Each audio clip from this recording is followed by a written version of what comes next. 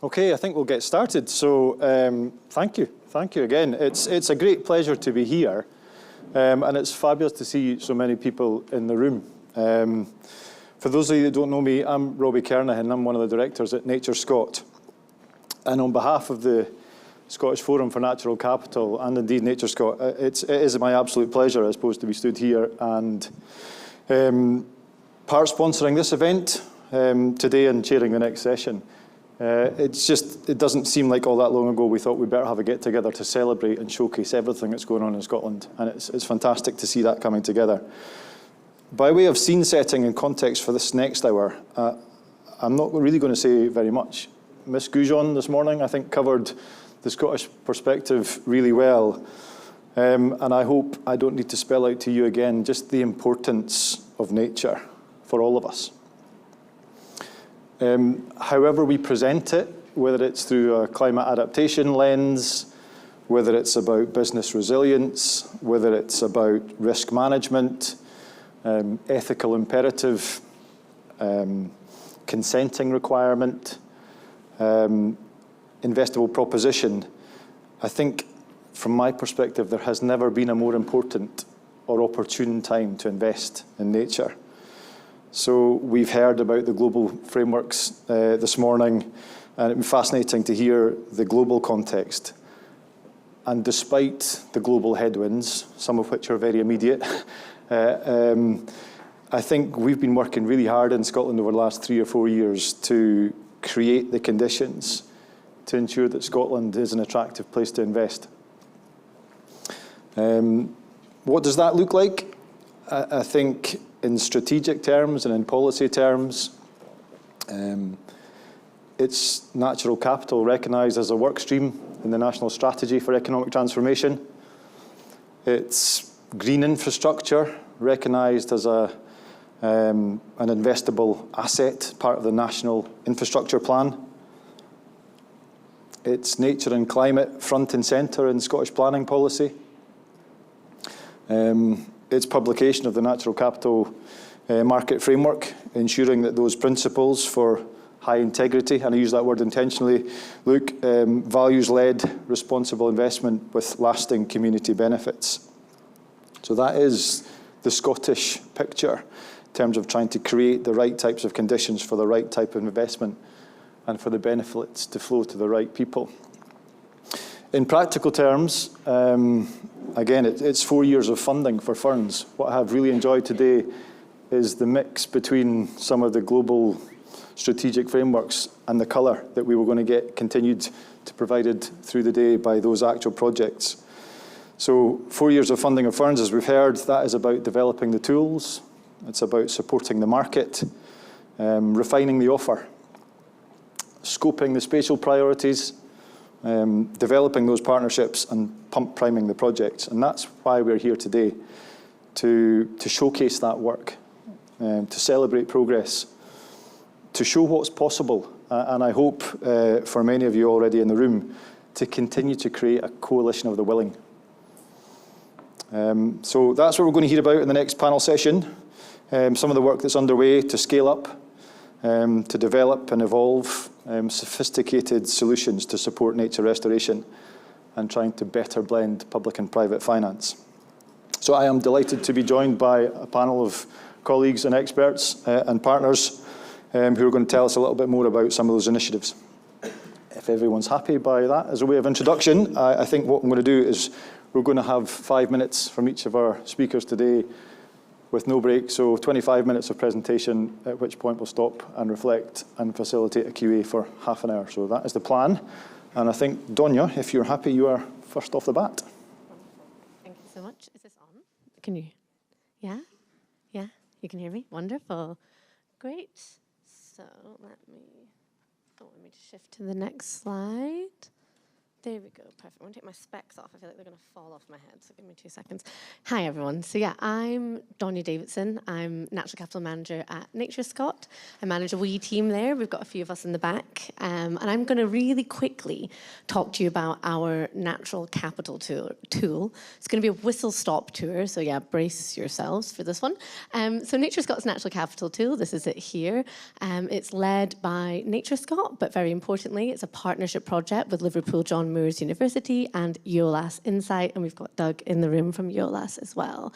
Essentially, this tool aims to support people to take what we call a natural capital approach to land management, which is essentially just considering nature and its wide range of different benefits when you're making decisions about your land. We've been developing it through an extensive co-design process over the last 3 years. Many of our co-design group are in the room, which we're very grateful for. And it essentially aims to support you to access relevant data sets and democratizing natural capital information, making it accessible for everyone. It can also help you save time and money through improved decision-making, allowing users to take a more strategic approach to land management.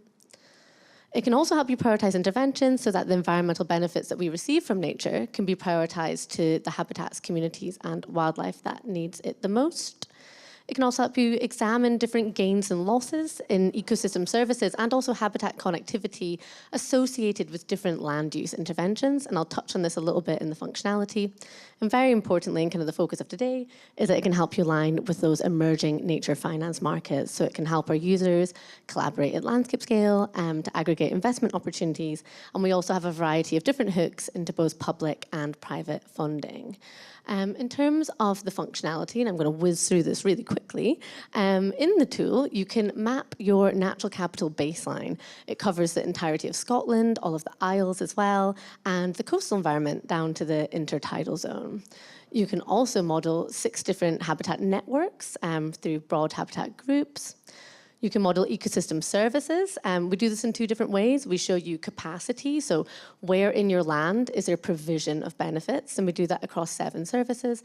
But we also model demand. So we look at where do you want to have more benefits in your land? Where do you need more ecosystem services?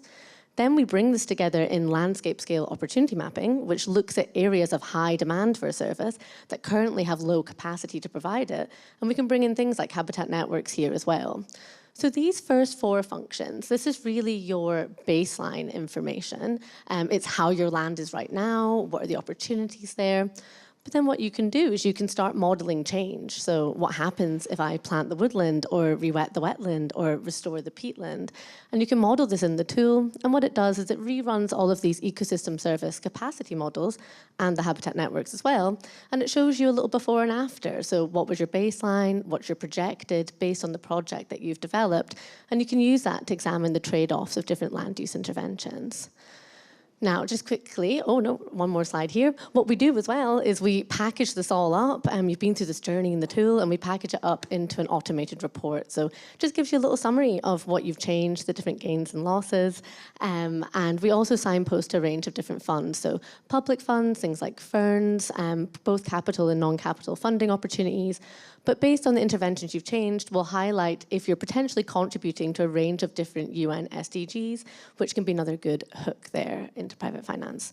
And lastly, just before I wrap up, I kind of wanted to summarize like how this brings everything together, and I think this kind of tees up the next presentations too.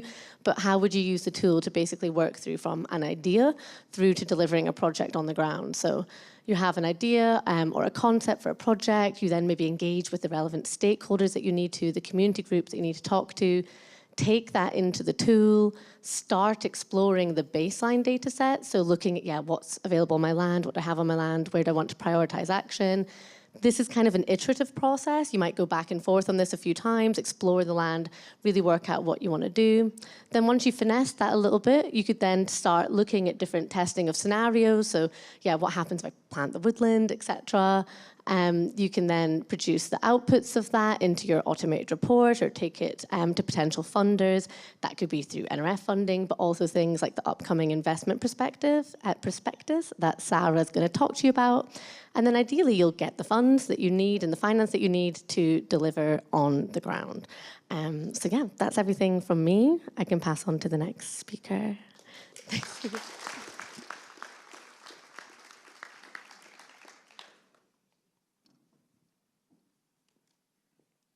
Thank you, Donia.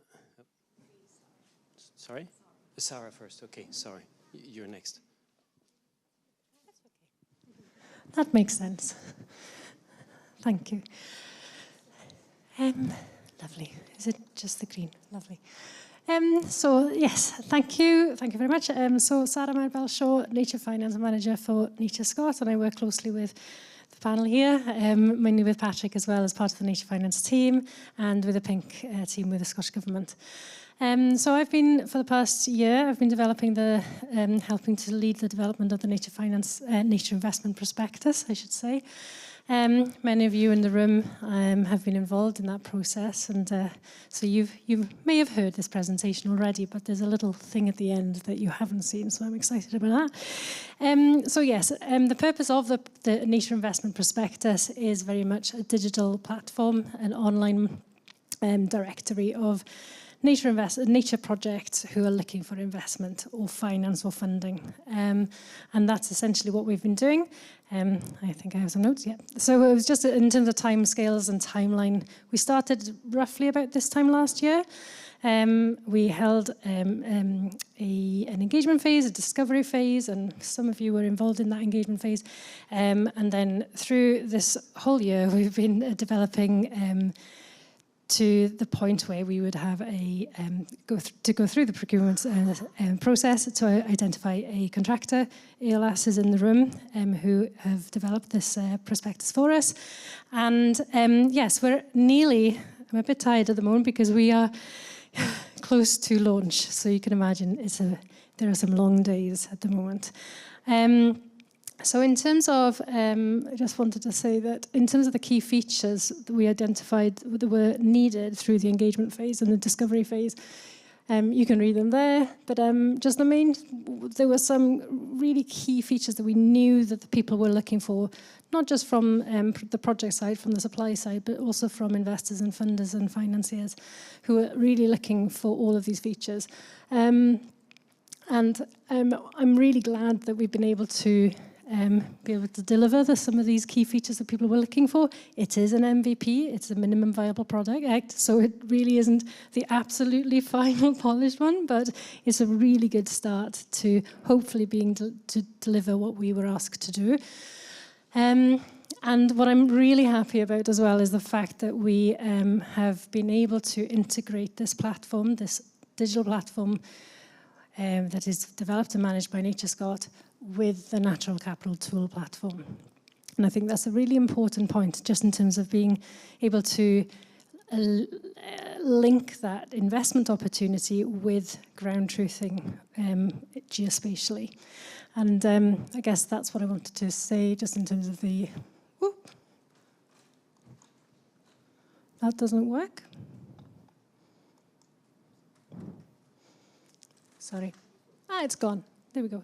There we go. So that's what I just wanted to say was, combining a digital platform. So ultimately, people can use the Natural Capital Tool first to develop their project and then post that onto the prospectus when it's ready to be able to find that investment or funding.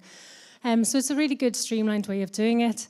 Again, we are at the MVP level, so we'll be working to make sure that that transition from and that link between both platforms are great, but the point is they're built on the same platform, which we're really happy to see.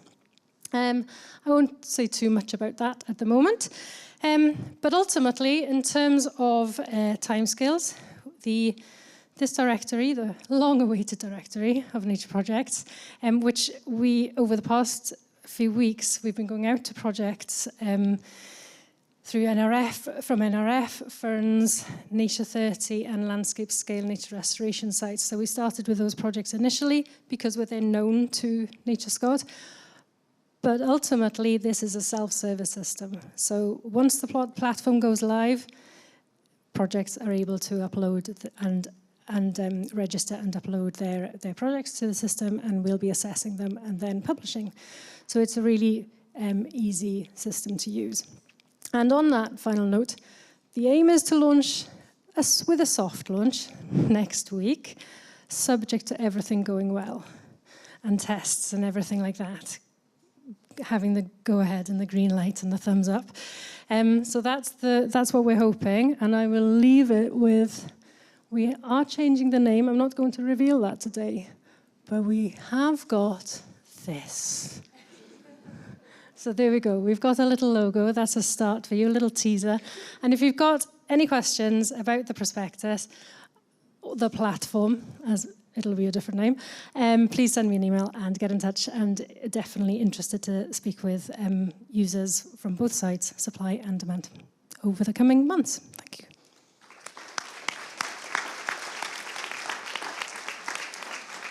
Who's next? Sorry. Thank you, Sarah. I think it's really exciting to see this project finally coming to an end and delivering, and also Donia, the tool is really great, and the fact that the two are interlinked is going to be, I think, really, really powerful in the future. So hi everyone, I'm Patrick Jean Martel, Head of Nature Finance for NatureScot, and I will be talking about FIRNS a little bit more. So my colleague David presented some information about the fund earlier, but I'll be diving a bit deeper into the details of about why this is so important today. Yes, so starting at the beginning, 2022, with my predecessor, John Utley, we started working on designing this pilot fund to support non-profit organization to try to build a business model around nature restoration that would allow private investment to come in. And with the support of Scottish Government, Esme Fairbairn, and the National Lottery Heritage Fund, we got the funding and we launched the IRNS, so the Investment Ready Nature Scotland grant scheme. It was really successful. We had over 30 applications at first, I think. We were only able to support 9 of these projects, but that really showed the demand from the project side for this type of funding to support their work. So we then made a case for a more fleshed out version of the grant scheme, which we called FIRNS. So I think that was genius. We just added an F to really bring that nature aspect of the fund, but also hint that it's more than just funding. So FIRNS is really about supporting the projects in a wider sense by providing bespoke expert support, webinars, community of practice, a platform, a case study database, all this to really support the projects in this new endeavor that is to, harness the potential of private funding. So that was also quite successful. Over the 3 rounds that we've seen over the years, we managed to deliver 6.5 million. As David said earlier, around 50 projects were supported, and we're at our 4th round of funding, and the results of that should be coming out very soon. So by the end of the year, I think we'll get to the 8 million mark. As David said, we're supporting development projects, so projects that are just thinking about their business model and how to build a proposal for the private sector, to investment readiness projects that are really ready to get on with the restoration work and that are really looking for signing agreements with the private sector. And we also have market infrastructure projects that are really looking to support the market as a whole by developing new codes, legal templates, and other things that would be very useful tools for the market. We were able to support a wide range of different types of habitats through the projects. As you can see, maybe peatland was a bit underrepresented, but just because we have also Peatland Action working as a grant scheme. I think the important feature of the FIRNS facility is really about the fact that we, as David hinted, we are asking for additional requirements for the projects to access the funding. So we want projects to be aligned in terms of best practices, integrity with the requirements that the Scottish Government published in November 2024, which was the Natural Capital Market Framework. Previous to that, we had the Interim Principle for Responsible Investment. We also want the projects to be aligned with just transition principle, and also be sure to engage with the communities and also deliver benefits for the communities and so on and so forth. So it's really about shaping the pipeline of projects in the best possible way so that they can respond to the needs of the private sector, but also make sure that they are the highest quality standard all around. The aim is to connect investment, nature, and communities. So FIRNS has effectively become a cornerstone funding stream for the nature finance and natural capital landscape, and we are supporting many large landscape scale projects today through that funding stream. And it's really great to see, but it's also a responsibility, because if that funding runs out, then a few projects would be in jeopardy. So I'm kind of making the plea to please continue funding FIRNS. A thought for the future, maybe we could try to shape things in more of a, accelerator program, I guess. So if anyone from the private sector wants to contribute to such an accelerator, please come and speak with me. I'd be more than happy to have this discussion. But again, it's about shaping the projects to ensure that we have a pipeline of projects that will be of sufficient quality and delivering exactly what the private sector needs. And I think this is a discussion we need to have together. And yeah, going back to the idea of shaping up that pipeline, I will pass on to Caroline to give us a bit more detail about how what type of requirements we ask the projects and what kind of contribution we're expecting from them. Thank you.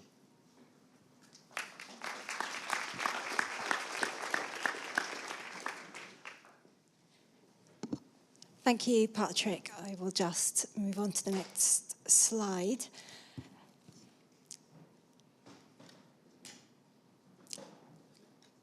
Here we are. So I'm Caroline Clark. I'm the Director for Scotland for the National Lottery Heritage Fund, and we joined NatureScot and Scottish Government to support the FIRNS rollout some years ago. One of the reasons for that was the integrity built into the responsible investment principles developed by Scottish Government, which opened the door for community benefit. And so I was just going to cover that off particularly, because for us, our money comes from people buying their national lottery tickets. We always have a responsibility to think about the people. And as a former archaeologist, people and landscape is also something that is inherently interconnected, and I think underpins a lot of the opportunities and challenges that we face around this work today, in fact. So the FIRNS evaluation approach has been very important in terms of enabling agile recognition of learning, changes, challenges, and things that are working. And in a few weeks' time, there will be some evaluation released publicly around that. That has just shown us that of those FIRNS projects that could engage with communities, 77% did so and continue to do so. 54% have put community representation within their governance, and 23% have co-designed the community benefit agreements with the communities involved. Now, that to me shows the opportunity to do more of that, because 23% of co-design and community benefit is relatively low. We see co-design across all of the other things that we fund in culture, built environment, as being really fundamental and something that's becoming the norm. I would love to see that being integrated into the work that we're doing around nature finance. But the reason this is so important, apart from the impact that it has on the communities, is to go back to Luke's point. What does this mean for investors and risk? If communities are involved in designing the benefits for themselves and supportive of it. It will de-risk the Scottish proposition for international funders. It will place a higher value on the credits that we can create because they will have been de-risked in comparison to a whole range of other international credits that, yes, they may be cheaper, but are they going to hold their value?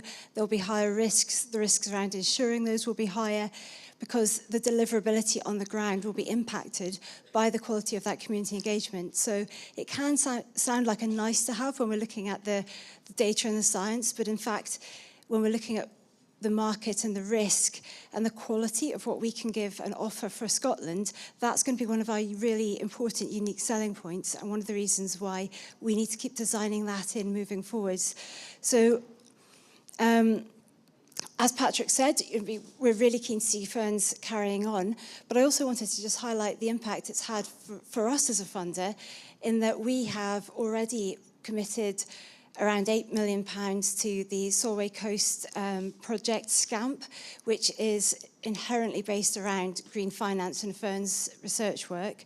And we have supported Fife Council, a grant of £800,000 with their Nature Towns and Cities Green Networks, which again is building on FIRNS projects. So I would love to see those FIRNS pipelines developing out into these big landscape scale projects, but keeping that community integrity there that I think is going to keep that value to the markets, but it's also going to mean that we all, as people who live in Scotland, can be proud and enjoy the benefits that that brings in real terms in the places that we all live. So that was just my take on FIRNS and where we're at the moment. And I'll hand over.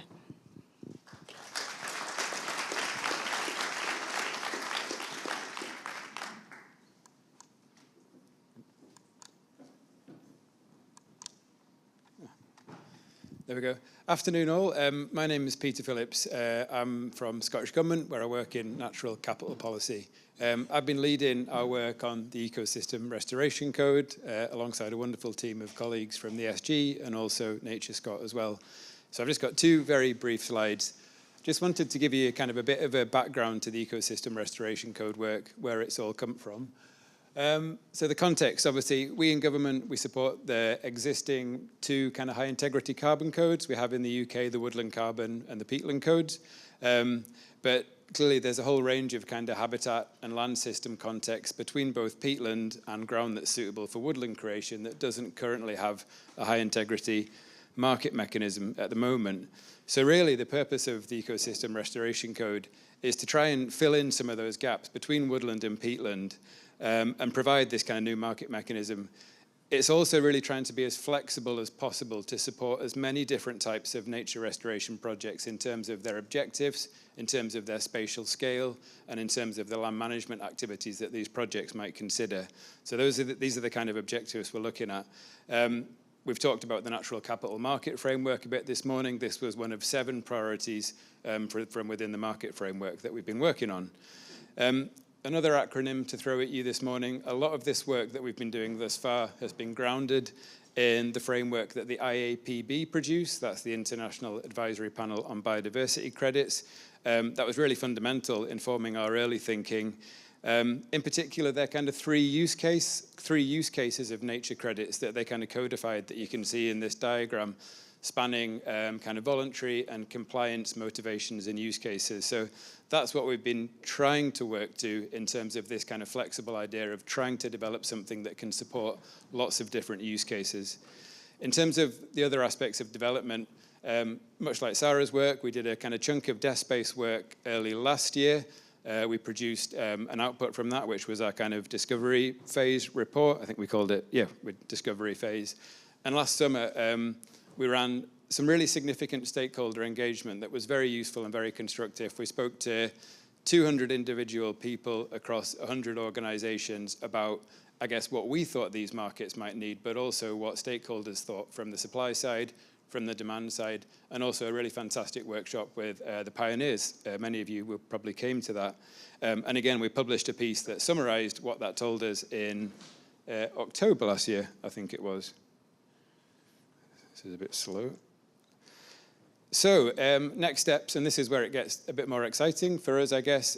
So The eagle-eyed amongst you will know that the pre-election period for the Scottish Parliament election starts next Thursday, I believe. We're publishing what we're calling a competent model for responsible investment in nature restoration on Wednesday next week, so right before the pre-election period starts. Important to say, so this competent model is the output of that project process that I've just described. This isn't a final product. This isn't a functioning market mechanism at this stage. It's a building block along that road to hopefully one day having this functioning mechanism, obviously depending on what the new administration thinks in terms of its priorities, etc. What the model includes, it's not everything that you would see in the Woodland Carbon Code or the Peatland Code, for example, but it does include a full list of initial rules, requirements, criteria, and also the means by which those would be validated to evidence compliance with those requirements. So it's an outline standard, if you like, as a building block towards moving to that hopeful destination of having a fully functioning market for nature restoration in Scotland. Crucially, one thing we are doing with this is adopting what we're calling a metric flexible approach. So folk will know that we've done a lot of work with Credit Nature over the past 3 years on their metric. We need to develop a process for accrediting other metrics within the code. We will do that. The reason why we need different metrics, so metrics equal management. A land manager, a project, is only going to do land management that will work to deliver uplift on a metric, because uplift equals credit, credits equals potential revenue. So we need a range of metrics that are going to support a range of different management activities and a range of different projects. The remainder of this calendar year, we're going to be doing further testing and development of this competent model to really flush out things that don't work, things that do work, make improvements, and then probably come back to our new ministers towards the end of this year with recommendations for how we can take this work further forward.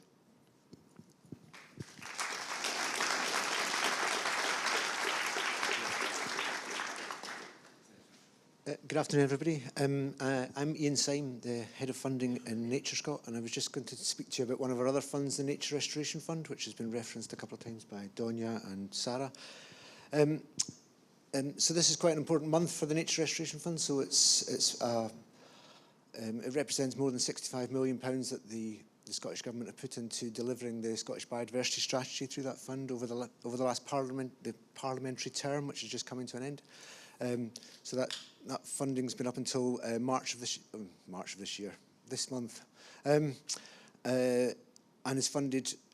And about half of that funding is administered through a competitive element by NatureScot, and that's funded by more than 250 projects over the last 5 years.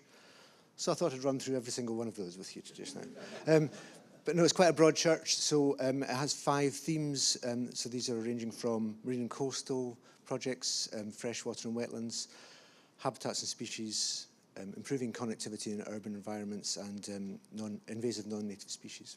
So all sorts of projects across all those themes. And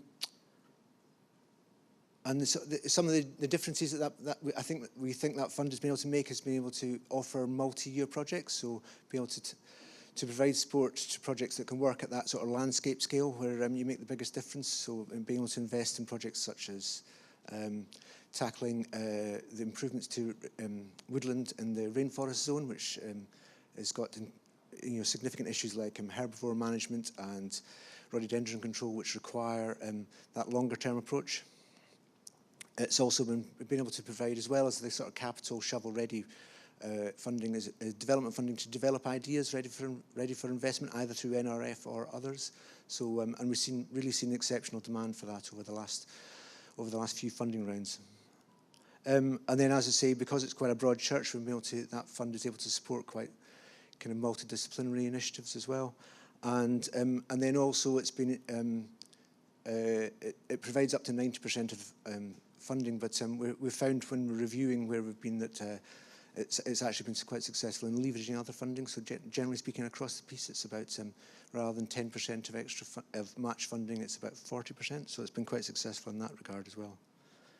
But I've been talking about it as this month marks the end of that investment. But in the programme for government that was published in May last year, the Nature Restoration Fund was extended.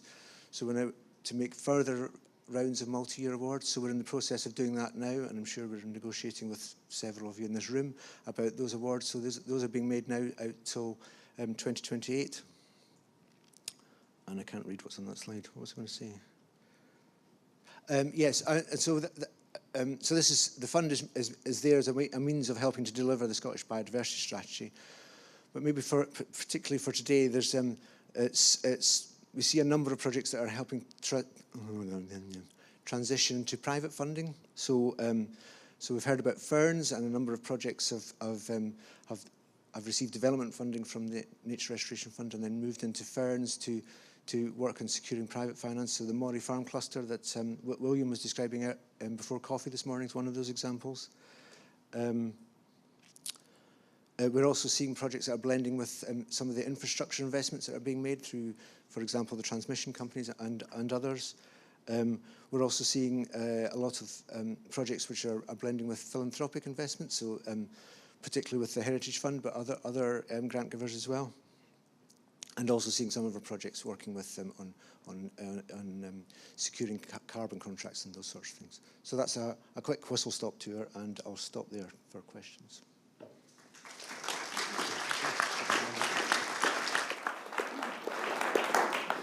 So there you go. That is, again, a little insight into some aspects of how we within public agencies and partners are supporting the development of nature restoration projects in Scotland.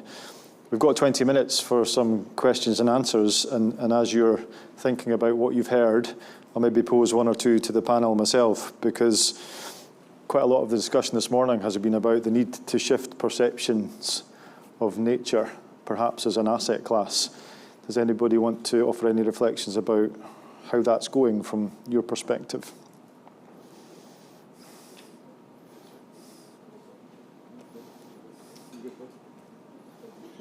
Patrick, you're going to go first. Okay, so I think, well, we've had several discussions around the topic this morning. It ties in with accounting, it ties in with the value that we're deriving from the natural asset, but I think the future lies in the fact that we need to mitigate climate change-related risks, and I think nature-based solutions are the best way to do so compared to engineered solutions. Just because the benefits that they provide are wide-ranging, and they really are touching everyone around the areas that are restored.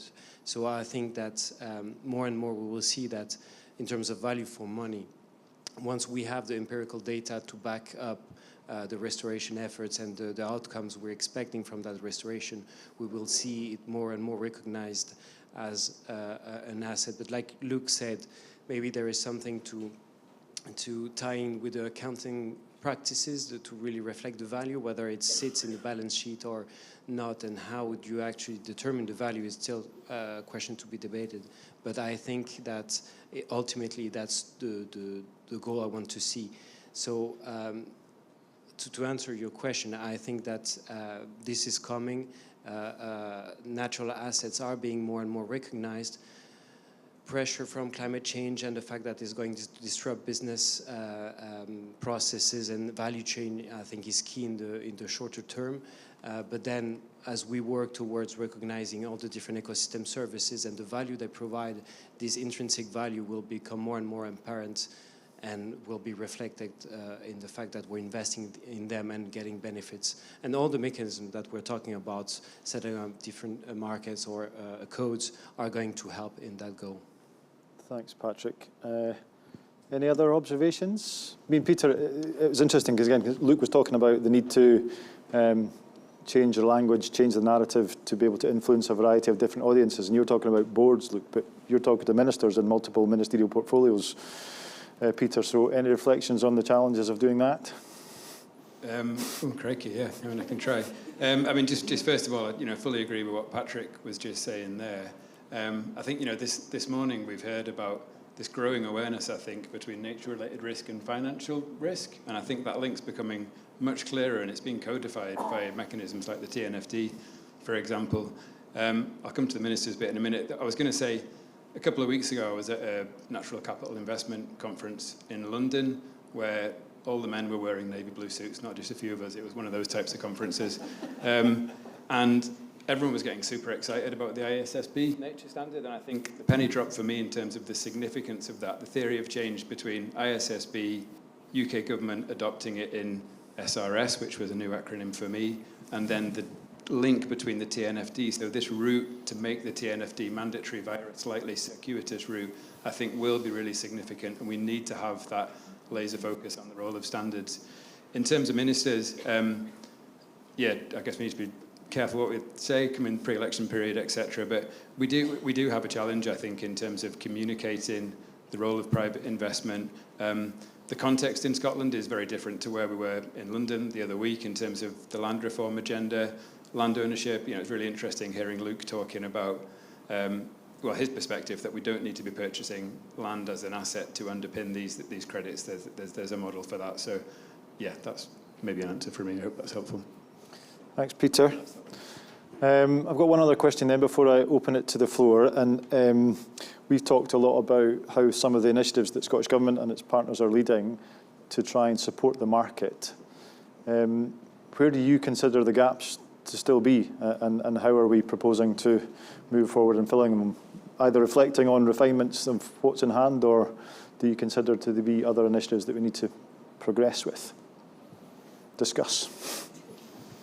Well, I alluded to one in mind, so we're seeing really, really high demand for development funding. It's that funding that helps develop an idea towards shovel or investment readiness. So that's, I think, one thing where we can play the public purse can play a part in helping to support the market development.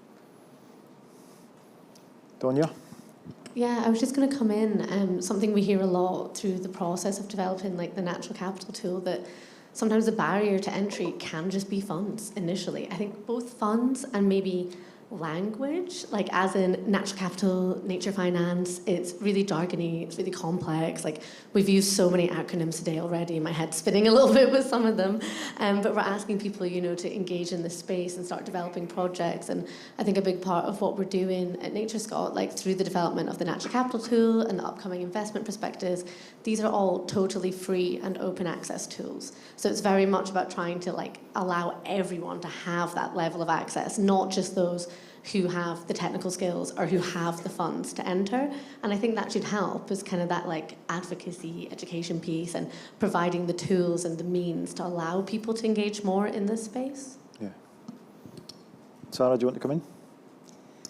Yes, just to build on that as well. The education piece, the framing, we've talked a lot about language today, and I think that communication piece is a real gap in this sector and in the market, and bringing nature to the forefront. It is, do we call it marketing? Do we call it promotion of nature? But really driving that message to public, a general public comms campaign. And I do think that that's something that we're really missing to coincide with all of this amazing work that's going on. Caroline, come in. And just to follow on from that, I think there's something about, it's great all these tools are being made available, but are we at the same time providing people with the skills and expertise and confidence and capacity to utilise them and then turn them into action? So there's perhaps something to think about with the capacity of the sector, the skills development at leadership level for the sector, enabling them to really engage and make the most of the opportunities that are presented by all of these. There's a place-based element to some of this work as well, and so there's a really uneven distribution of capacity across the country, again, to take advantage of this, or the skills and knowledge in a community to take advantage of this. And I think that if we don't think about that broader support, skilling up, a generosity of support to reflect the challenges that some of these locales have, we won't really reach the full potential that's being offered by all this incredible hard work and really exciting innovation that we've been hearing about today. Okay, thank you. Very interesting. Yeah, skills is not something we've touched on much today, but even through one thematic lens, peatland, 400,000 hectares by 2040, having to work really hard to think about the workforce and building that capacity and pipeline. So there you go. We've got another 15 minutes or so. I shall open up to hands from the floor. There you go. Lots of questions. So Sally, I'm going to leave you to decide which hands you're going to go to.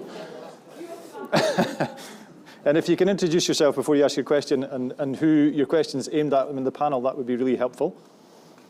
Thank you very much, everybody. My name is Marion Bruce from Bioregion in Tayside. Can I first of all congratulate Scottish Government and NatureScot on the amazing work that we have all been doing over the past few years. It really is inspiring to be living in this country. Can I also congratulate Caroline on really getting the idea that communities are not to be engaged in this process, and that actually communities are leading this process and have to lead this process. But my question is really then, how, from the investment people in the room, how do we encourage investors to actually invest in project development and not just expect these projects to be laid on a plate in front of them for their investments to flow into, because that feels like the biggest elephant in the room that nobody's really talking about, is how do we fund the development of this work at a landscape scale? Thanks, Marion. Yeah, very good question. We are doing quite a lot of legwork here in pump priming projects, and that's something we are struggling with. So if anybody's got any bright ideas from the floor, then we are all ears. But does anybody from the panel want to respond to that point? I guess I can provide some element of response there. I feel that, like I mentioned, FIRNS helps shape up the pipeline of projects. So maybe there is something about the demand side coming together to really show what they're looking for, what they're asking for, and lay it a bit more clearly in terms of, we're talking about TNFD reporting requirements, but also in terms of what kind of ecosystem services or benefits they're looking for, I don't know, per industry and so on.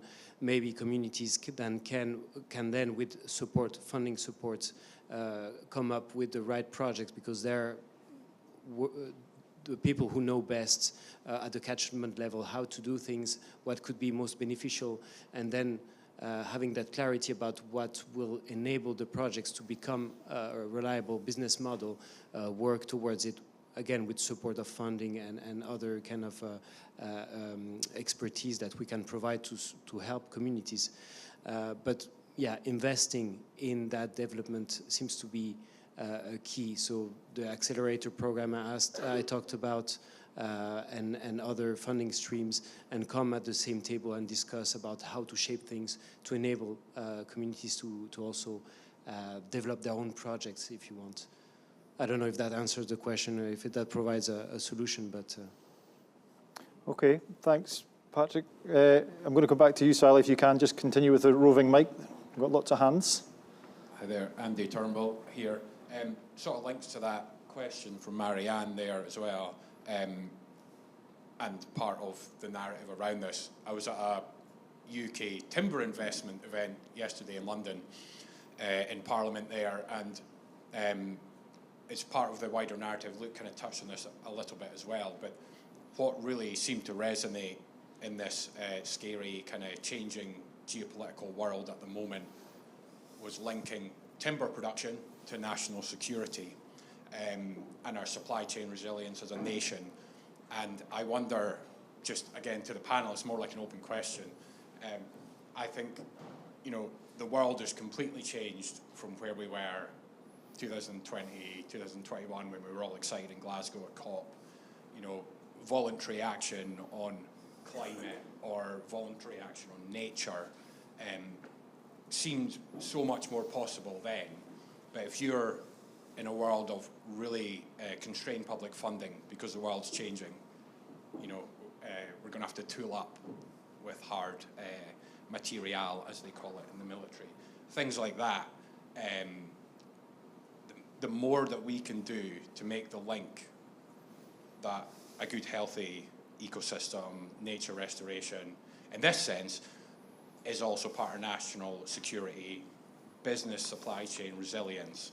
So I just wonder what more we can do to sort of get that message across in Scotland, because we have got different sort of infrastructure, in the back and beyond, in the Highlands, where a lot of this stuff could take place. The impact downstream of those works is sometimes less obvious than it is in built-up England, where Yon and Co and others are looking at sort of flood infrastructure. So I just really think in Scotland, that's what sort of concerns me when I operate across this sort of sector, is how we really make that link between restoring nature in Scotland and how that impacts, or the why that's going to drive both public and private investment in these projects, rather than just that we all know it's a nice thing to do, but we need to really get as direct a link as possible to the money as to why we actually need to do this. I will try and paraphrase a question out of all that, because I think there is something here about when we're talking in light of what's going on globally, inevitably with the focus will come to national security for energy, for timber, for food, at the same time as we're trying to mainstream nature into all of those sectors, whether it's through a mandated process or a consenting process. That is the policy challenge. But again, it's finding the narrative to make sure that the investment decisions accompany that. So any reflections on how we join some of those things up? A couple of things, and just to come back to the London conference I was at the other week, again, it was all about kind of timberland investment and agriculture as well.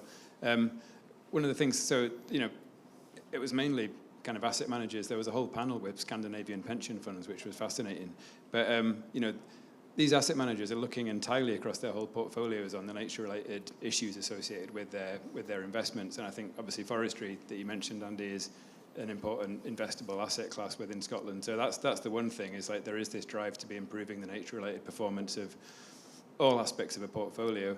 The other thing related to the Ecosystem Restoration Code, you'll see when we publish the competent model, is that I think we've come up with a way of doing high integrity additional biodiversity credits associated with secondary rotation and restocking. So you'll see the detail of that in the competent model, but that, hopefully, we need to test it, but that could be quite interesting.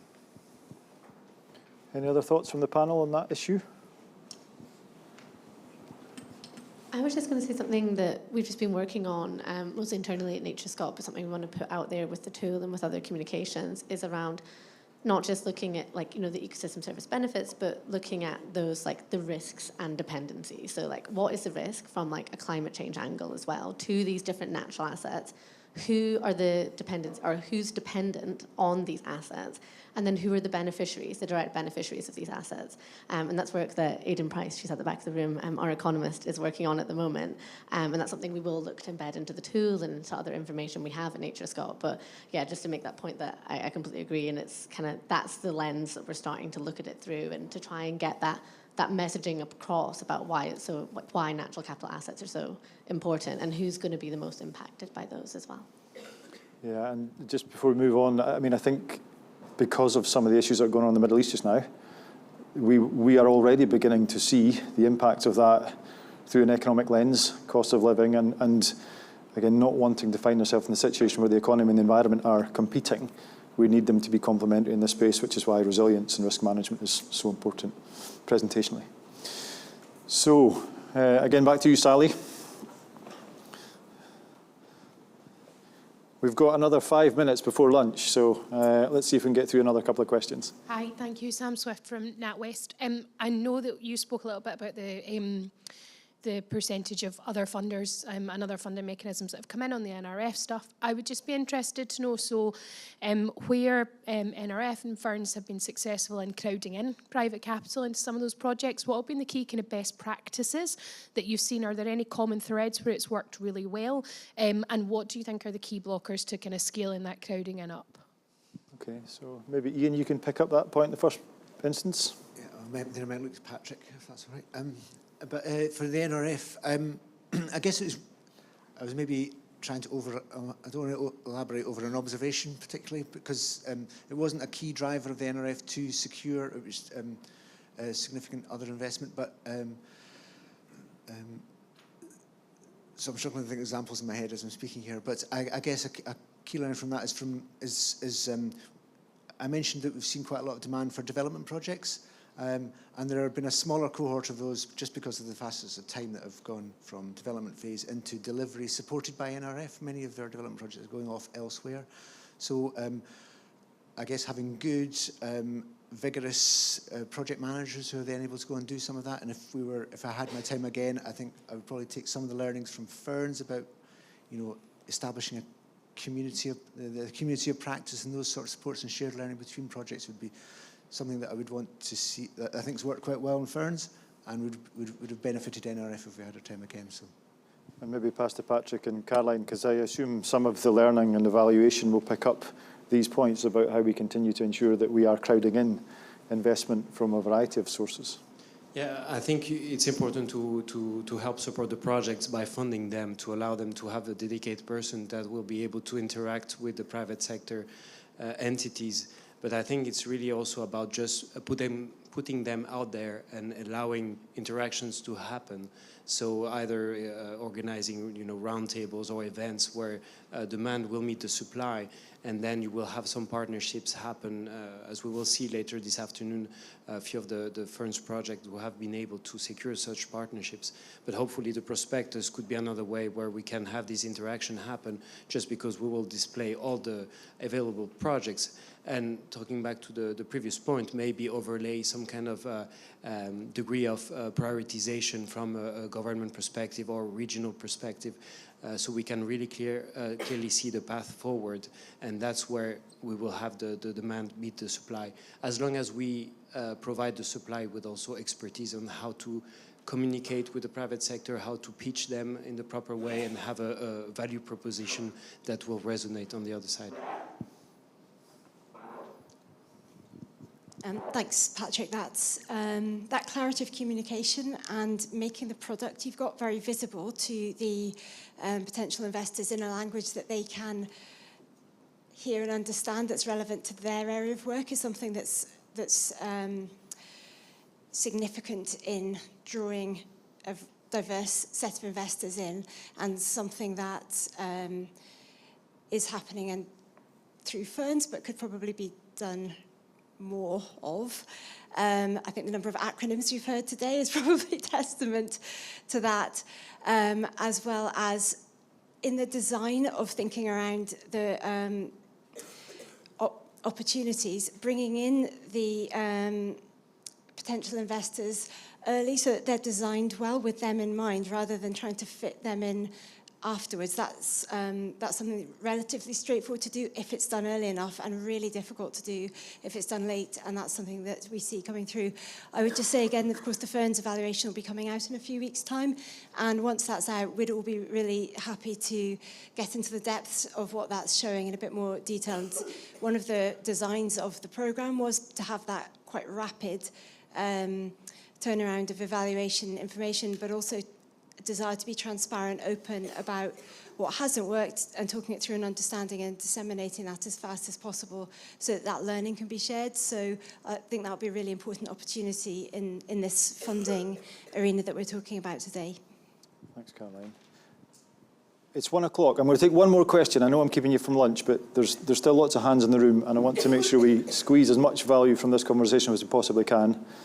So, Johnny Wyatt, RSPB Scotland. Thanks, Johnny. My role was IAMS funded for the first year, so thank you very much. A lot of these initiatives that you presented on today were name-checked in the Biodiversity Investment Plan. That's ScotGov's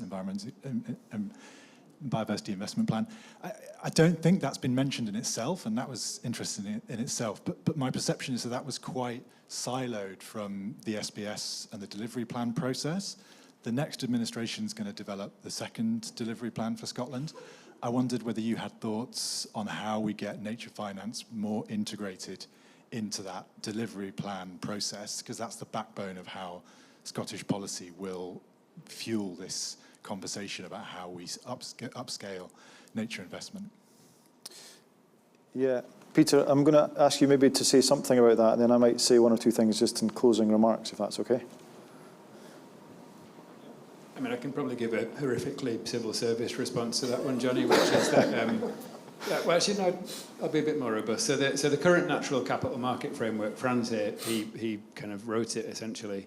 That, in theory, concludes at the end of this current parliamentary term. So we are in a period of transition, which is an obvious thing to say, but, post-election with the new administration, we will be looking at this and what the priorities are of the new government and how we take that forward. And to be honest, we'll be coming back to yourselves to put the same question to you, I think, will be how we approach that, at least in part. Thanks, Peter. And maybe just in closing, and in part response to that conversation, NatureScot, through a selfish lens, we've just published our next 4-year strategy. It's been signed off by the Cabinet Secretary, albeit just before an election. That commits us to continue to try and ensure that we raise the bar in terms of investment in nature, both from public and private sources. That is our commitment.